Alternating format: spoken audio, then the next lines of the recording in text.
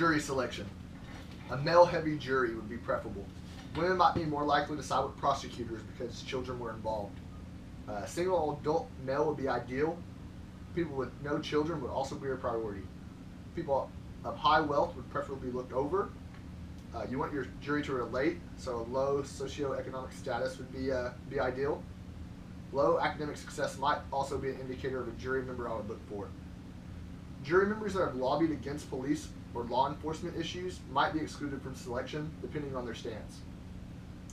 If they have served on a jury in the past, the results and intricacies of that case would be important in their selection. Any relations to either suspect will immediately make the juror unselectable because of their conflict of interest. Religious affiliation might also be a reason to exclude jurors. If the juror has heard any news coverage or speculation on the case, it might be grounds not to choose them. You definitely not want the juror to know the victims. Our ideal juror would be a single young adult male with no children from a low SES. He would be ideal because he can most relate to the defendants while also having minimal emotional ties to the victim.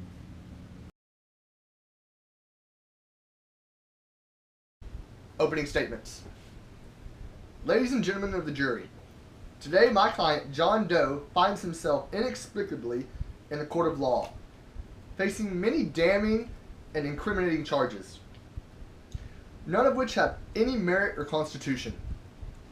A heinous crime followed by an avoidable accident are being pinned on this innocent man.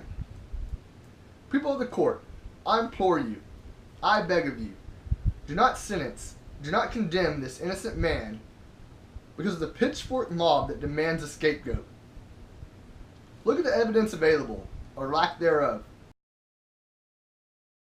Witness testimony. I would not call any witnesses, and I would not allow the defendant on the stand. I wouldn't want him on the stand for the sole purpose to protect him from character defamation and self-incrimination. If any witnesses are called to the stand by the prosecution, I would ask the following questions. Where were you at the time of the accident? Please explain in detail exactly what you saw. I would ask why they didn't come forward sooner. I would also ask, from that distance or perspective, how sure can you be that you were given an accurate account of the events?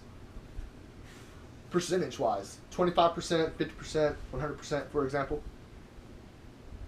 Is it possible that in the excitement of the moment of this horrendous accident, that maybe some of your facts are distorted?